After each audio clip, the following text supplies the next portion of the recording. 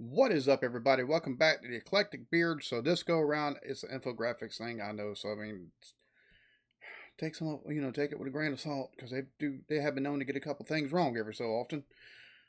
This is something, yeah, I've seen other people do it, and I said piss on it. I'll do it too. Got to be on brand, right? Ha. Anyways, United States versus the world, who would win? Military Army comparison. Now this one I find very interesting because our country always touts military superiority, even though we tout military superiority and we allow the politicians to take and run the wars for us. Funny how that works out. But anyway, I digress. You take a look at places like Afghanistan and Iraq and Vietnam, and we got military superiority and we got run out of these fucking countries. Or we were there for far too long and didn't really accomplish anything other than maybe get some oil. Or protect poppy fields, heroin and opiates and shit. Funny how that works, right? Anyways, I digress. I digress. Let's go. Let's see what this video says. Superpower is defined as a state with the ability to exert influence or project power on a global scale, and if needed, in more than one region of the globe at a time. The United States, currently the world's sole superpower, fits this description, with an official military. Why? What the fuck, dude? Doctrine that states its military forces must be ready and capable to fight two major theater wars simultaneously, a capability no other nation on Earth can even approach. But what would happen if the United States found itself in a war against the entire rest of the world? We'd probably get our asses kicked, just putting that out there, because we're not the only people that use Lockheed Martin, BAE systems, and Boeing and others for our fighting stuff. How would that war potentially play out? The rules of this war game will be as follows. No nuclear weapons allowed, and war will be simulated to have broken out after weeks of preamble. As in a surprise attack, the United States with its forces spread around the world would likely lose its non-homeland forces entirely, but not before delivering crippling blows to most of the world's major powers and knocking them out of the conflict early. The US's main opposition would be in the form of a European coalition to include Russia and a China-India alliance. The rest of the world's contribution would be mostly in material supplies or financial backing, as while even nations like Japan boast a formidable military capability, they mostly lack the ability to actually deploy that power outside of their own borders. In fact, that would be the biggest hurdle to any global offensive against the United States. With historical military preparations focused on conflicts such as NATO versus Russia or China versus India, most militaries around the world lack the ability to transport military hardware across the oceans in a meaningful quantity, making a decisive assault against the US homeland impossible. I think India and China, probably with just the amount of people they have and how quickly they could probably produce the goods needed to take and transport people, I don't think that would be a very long thing for them. Same with maybe Russia, because they've still got a lot of Cold War era stuff. So I have a feeling they could retrofit some of that stuff, and that'd be a little bit different of a story. They could probably within weeks have troops on the move outside of their respective areas. Meanwhile, due to its commitments to fighting wars well outside its own borders for the last 80 years, the United States operates the world's largest air and naval transport fleets that number in the hundreds of ships and aircraft, more than most modern nations combined. This lack of mobility will prove to be a major weakness for the global alliance and severely hinder their ability to respond to US actions. Today, the United States operates its forces in every I think the one advantage maybe that the U.S. would have is maybe some of the subs that we have, because we have subs that can take and launch basically from the middle Atlantic to just about anywhere in the world. So I think that would also possibly be something that adds to our favor, but we don't have numbers. Like we especially with budget, with drawdowns of forces and stuff like that, and across different branches of the military, It's a numbers game that would hurt us, because a couple of weeks, month or so into this, theoretical conflict, other countries could have their forces wherever they want them. So geographic area of the world and has split its command structure into 9 combatant commands, 6 responsible for global geographic areas of responsibility.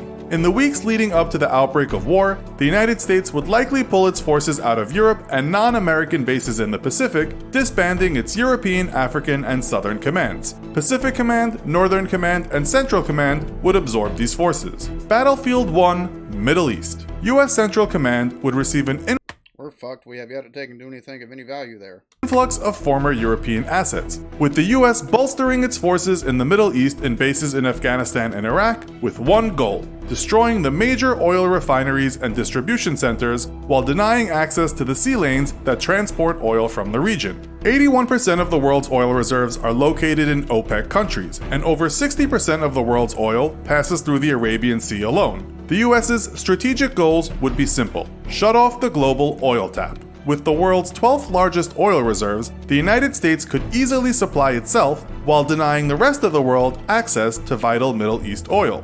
Europe, which would represent the United States' most formidable adversary, relies on Middle East oil for 40 to 50% of its total annual use, meaning an American stranglehold on the region would cripple any European war effort as reserves run out and their economies begin to collapse. China would face a similar problem, as 50% of its total oil imports all come from the Middle East, making the region the first front in our war. At the outbreak of war, the United States would first strike at oil production and distribution facilities across the Middle East via carrier-based strike aircraft backed up by former European theater aircraft. Probably would use stealth bombers, if I had to venture a guess. Get in, get out. We've seen, specifically in the Middle Eastern region, they really don't have too much of an answer to the stealth bombers.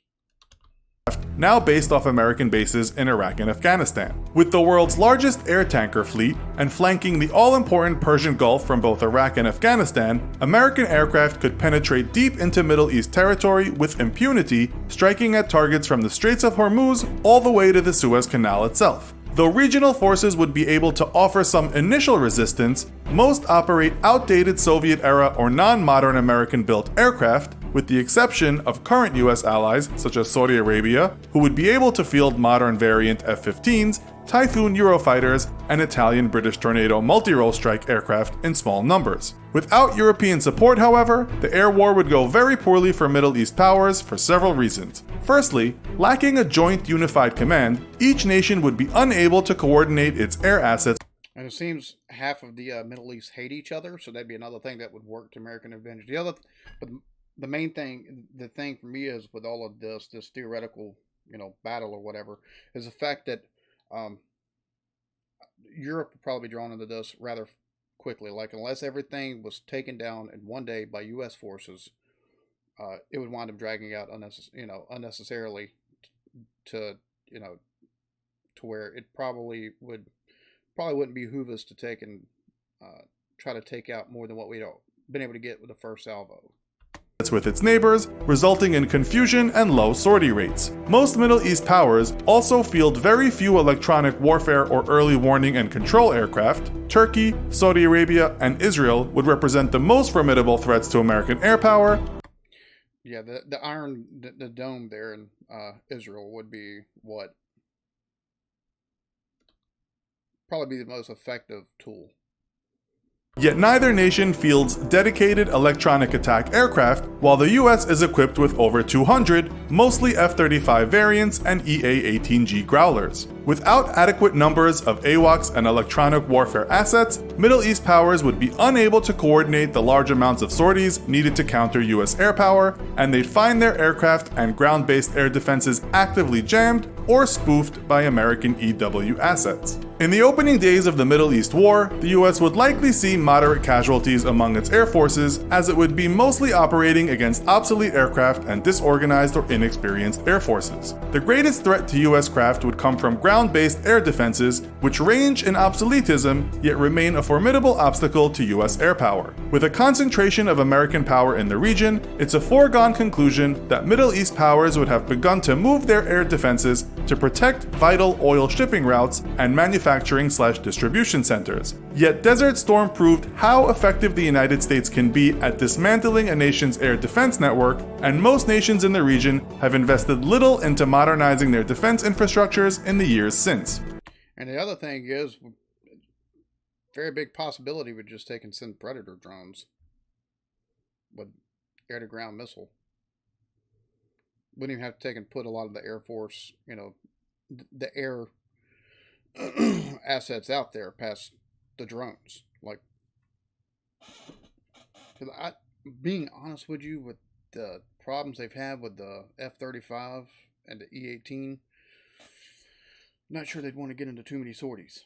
The US would suffer most of its losses to its fourth-generation aircraft such as its F-15, F-16, and F-18s, while its fifth-generation F-35s and F-22s would prove much more difficult to contend with. With an inventory of 385 active F-35s, over 1,800 more on order, and 197 F-22s, the US retains the only operational fifth-generation air fleets, with current allies fielding a token force of F-35s purchased from America, and the Russians and Chinese still not fielding combat-ready fifth-generation aircraft. Despite its technological and operational superiority, however, sheer numbers would present a threat to American forces. So instead of seizing key oil production or distribution facilities, the US would instead focus its efforts on keeping those facilities and trade route choke points shut down while defending against attacks on its air bases. A single sunk supertanker could block the Suez Canal for weeks, shutting down one of the most important oil trade routes in the world, while constant harassment by American air power would make the Straits of Hormuz impassable.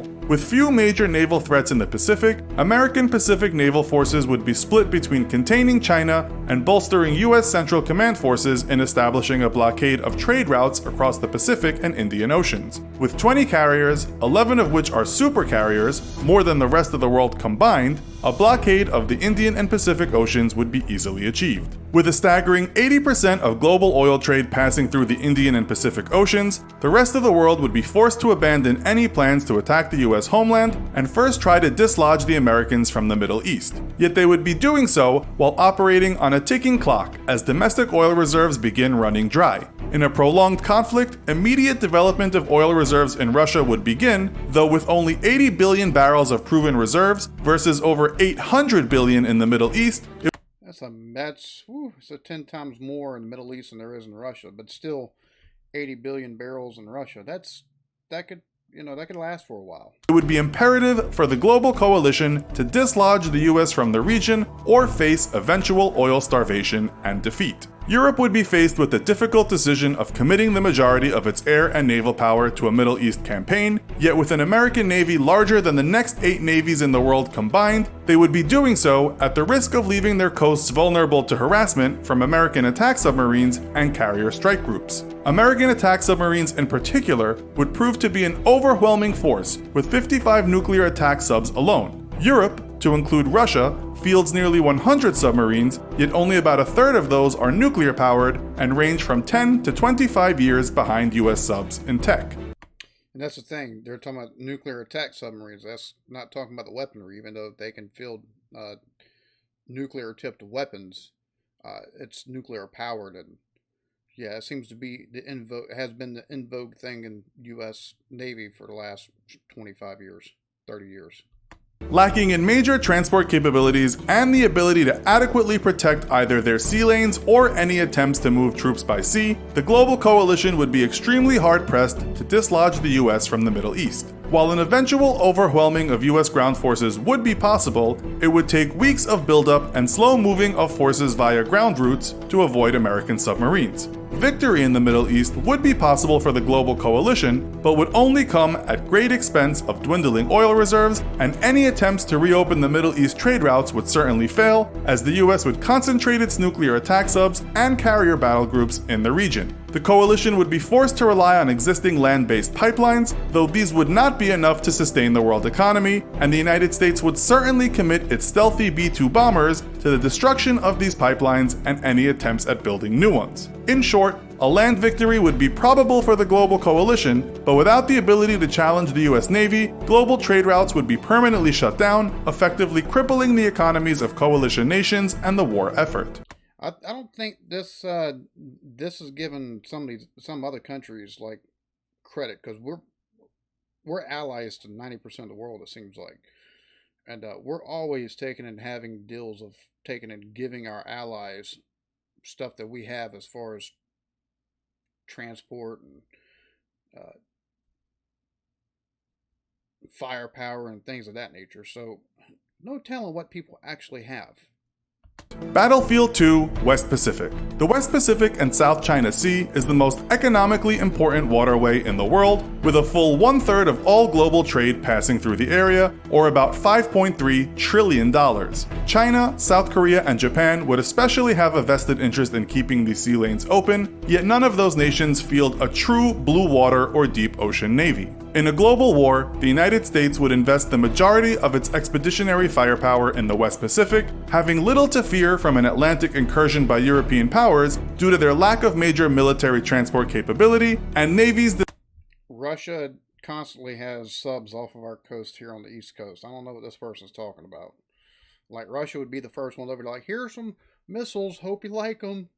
designed for decades to engage Russian ships in literal combat rather than blue water operations. Japan would pose a significant challenge for US forces due to its very modern and robust self-defense forces, yet the island nation could be largely ignored due to Japan's lack of air tankers, limiting the range of its strike aircraft and 70-year self-defense military doctrine, which saw the nation only recently begin to build an expeditionary capability.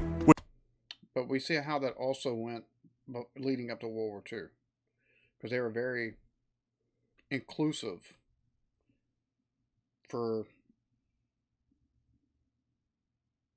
the 40 years leading, 40 years previous to World War II, they were very, very inclusionary. They didn't take and go very far. 10 years before World War II, they got very, they were going out, they were trying to take over stuff. So, I'll say that. Maybe about 30 years. So, about 1910, they started getting the Indo-Russian wars and stuff like that. So, but before that, they were very inclusionary with the emperors and stuff like that. So, about 1890s, early 1900s, that's when they really started finally branching out. So they can go from inclusionary as far as keeping things with their own borders to spreading wherever they want to go quick. So I wouldn't count them out.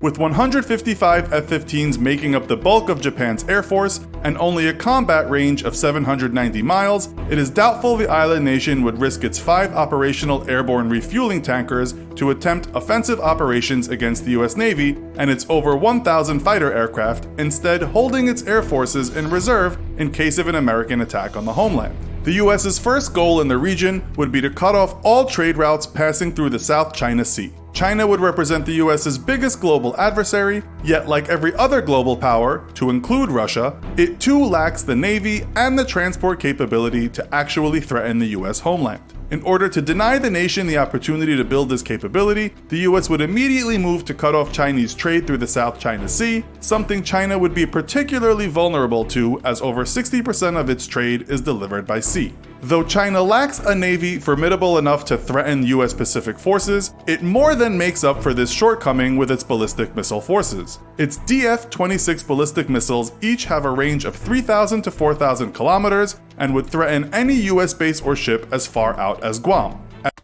Boy, they could do some damage with that. 3,000 to 4,000. Great God. Yeah, they could reach out and touch somebody without having to take and leave home. At the outbreak of war, China would immediately launch a withering missile strike against American facilities on Guam. While Guam would be defended by THAAD, or Terminal High Altitude Area Defense Anti-Missile Systems, Aegis-equipped destroyers, and Patriot missile batteries, China would rely on heavy saturation strikes and overwhelm American missile defense systems, decimating the majority of American ground targets on the small island and rendering it inoperative as a military forward staging area for weeks. This would force America to rely on its naval assets in the region, which would be the secondary targets of China's opening barrage. Though long touted as carrier killers, China's DF-26 and DF-21 ballistic missiles each rely on a very long and complex kill chain, or chain of military assets required to recon a target, track it, and guide a missile to it. In order to accomplish this, China operates 30 Yaogan tracking and reconnaissance satellites grouped into constellations that...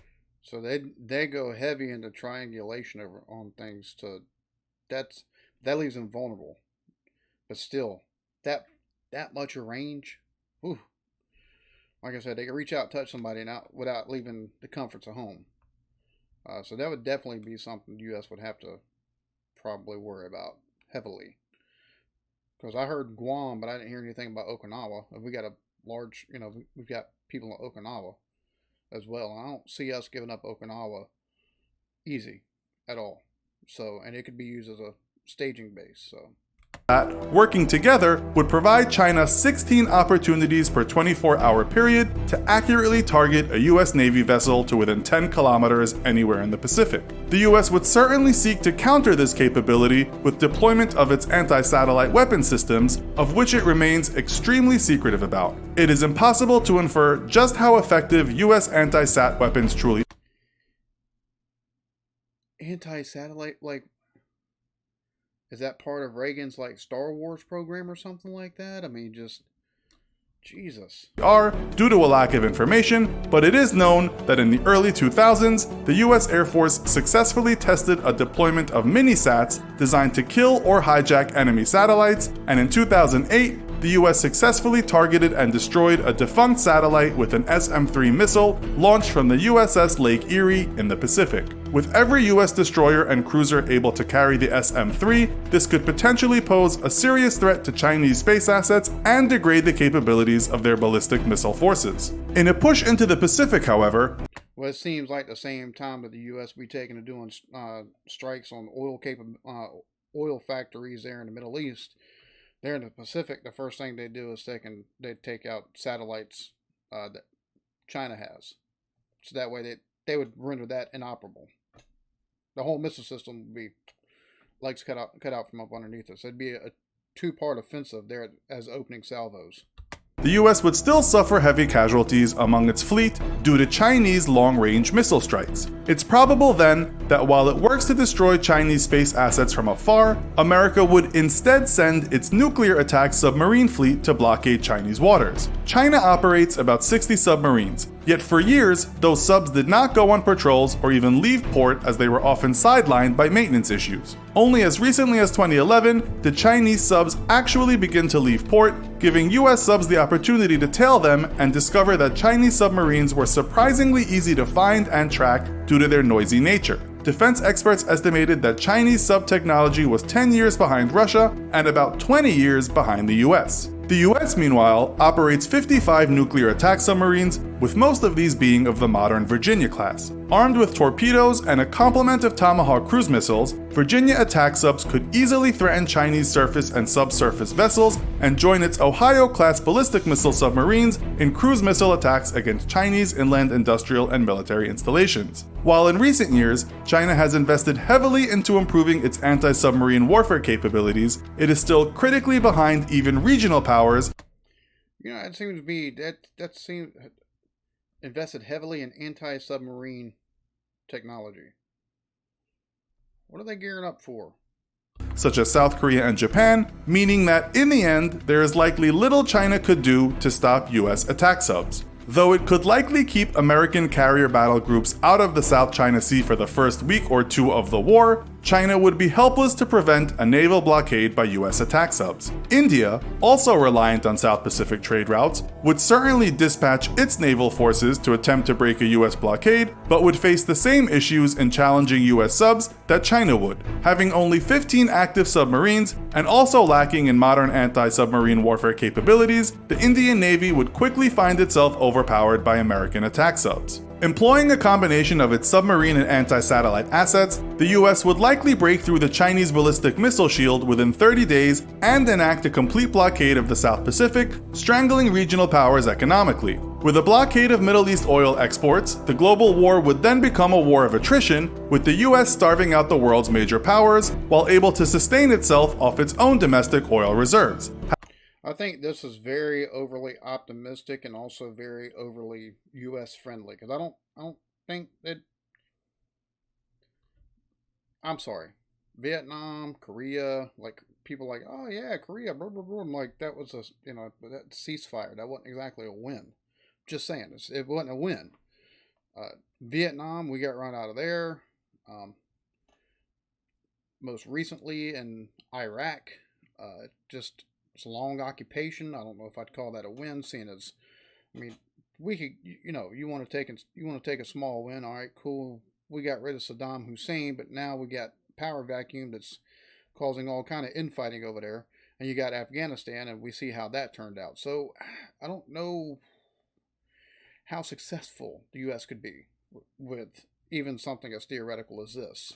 Having little to fear from a European transatlantic offensive due to Europe's lack of major military transport capabilities, American forces would be free to initiate ground offensives against Canada and Venezuela in order to seize its oil reserves as well. Ultimately, the US Navy, the largest and best equipped in the world, would be the deciding factor in a global war. With such overwhelming firepower superiority, the United States would be able to fight defensively and without launching any major ground offensives outside of North America. Fielding a larger fleet than the next 8 navies combined, the US Navy, backed by the US Coast Guard, could easily defend the Atlantic sea lanes. And the US Coast Guard, while they did, the purpose of the US Coast Guard is make sure, number one, they take and do drug interdiction. Number two, they do rescues. They also look for the bathtubs that have people in them floating from Cuba and other places like that, trying to reach American soil. And I wish I was joking about them being in bathtubs, because I'm not. I was in the Coast Guard. Just heartbreaking the shit they try to take and come over on. But in war times, the U.S. backs up the Navy, and in the purpose of, in the act of refueling and stuff like that. So, that, and also providing wartime support in other means. So, yeah, I almost forgot about that. From any European incursion, while enacting blockades of major oil shipping routes through the Persian Gulf and Indian and Pacific Oceans. While the world would eventually be able to muster a large enough force to threaten the US, current military capabilities across the globe would be insufficient to prevent these naval blockades and would require years of buildup and expansion of navies from every modern nation. With the majority of global oil trade shut off by naval blockade, however, European and Asian economies would quickly shrink or outright collapse, making such a buildup improbable and ensuring an eventual US victory. Yet that victory would come at a titanic cost to even the US's own economy, and in the end, the entire global economy would likely shrink to levels not seen since the end of the Second World War. So, how do you think this scenario would have played out? I'd say exactly. I don't think we'd get as far as finishing the conflict over in the Middle East, just because our politicians don't let the military run the military. The politicians have for the last 60 years, and we see where that's gotten us. I always find they try to fight gentleman wars, and I'm sorry, but look, call stuff war crimes, or call stuff whatever you want to call it. There's no rules in war. The end goal is to win. Don't shoot until they shoot. That's just going to get people fucking killed, and that was the MO there in Iraq and Afghanistan. And it was like that also in Vietnam, and we took heavy casualties. I mean, I don't see the U.S., unless they had somebody with a little bit of backbone, going, hey, I'm handing this over to the military. Y'all do this as you see fit, however you think. That's the only way anything like that would happen, but, would be successful. But the military and the politicians think, they're God's smartest creations, and they want to flex that brain power, and they fuck everything up. So that's how I think it would go. Y'all be good to each other. Love yourselves. Peace.